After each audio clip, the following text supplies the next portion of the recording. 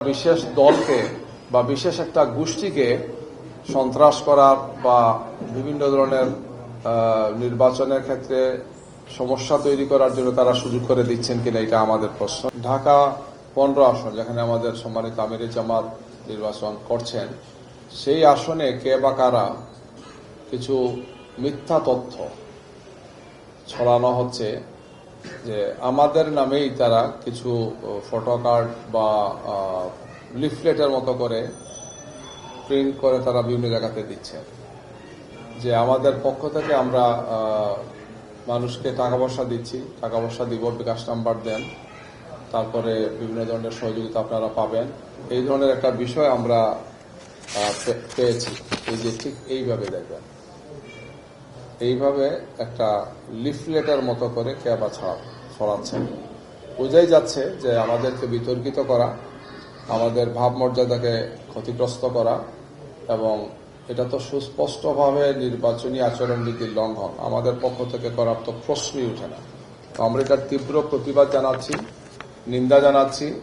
আমরা মিডিয়াতে আপনাদেরকে বললাম, আমরা আবার লিখিতভাবে প্রতিবাদ জানাবো। ভোগান্তি ভুলে চলে আসুন রিগালে। ওয়ারেন্টি সহ স্টাইলিশ কালেকশন নিয়ে রেডি রিগাল ফার্নিচার। নির্বাচন কমিশনের দায়িত্ব হচ্ছে যে সমস্ত বিষয় তড়িৎ তদন্ত করে তারা প্রয়োজনীয় পদক্ষেপ গ্রহণ করবেন, আমরা আশা করি। জনমনে বিভ্রান্তি তৈরি করার একটা মারাত্মক ধরনের অপপ্রয়াস আমাদের কাছে মনে হচ্ছে। এই আসনকে টার্গেট করে আমাদের সম্মানিত আমিরে জামাতের জনপ্রিয়তা ঈর্ষান্বিত হয়। একের পর এই ধরনের কার্যক্রম কে বা কারা করছেন, আমরা মনে করি এটি একটি সুষ্ঠু সুন্দর নির্বাচনের জন্য মারাত্মক ধরনের অন্তরায়। প্রশাসন এবং নির্বাচন কমিশনকে এই ব্যাপারে অবিলম্বে পদক্ষেপ গ্রহণের জন্য আমরা অনুরোধ জানাচ্ছি। দুষ্কৃতিকারীদেরকে গ্রেফতার করা, তাদের আইনের মুখোমুখি করার আমরা দাবি জানাচ্ছি।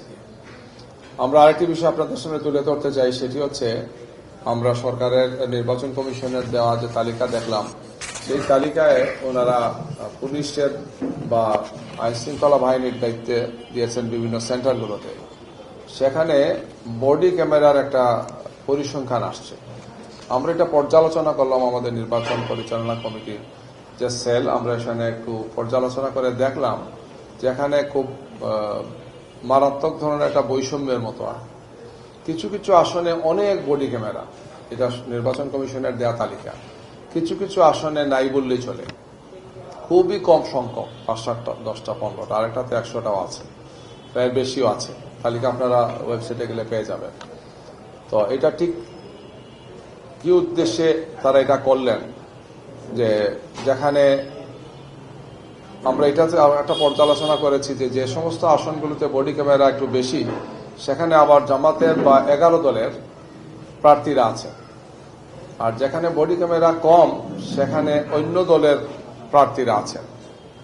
কারণ এর অর্থ কি এটা, যে একটা বিশেষ দলকে বা বিশেষ একটা গোষ্ঠীকে সন্ত্রাস করার বা বিভিন্ন ধরনের নির্বাচনের ক্ষেত্রে সমস্যা তৈরি করার জন্য তারা সুযোগ করে দিচ্ছেন কিনা, এটা আমাদের প্রশ্ন, জনমনের এই প্রশ্ন।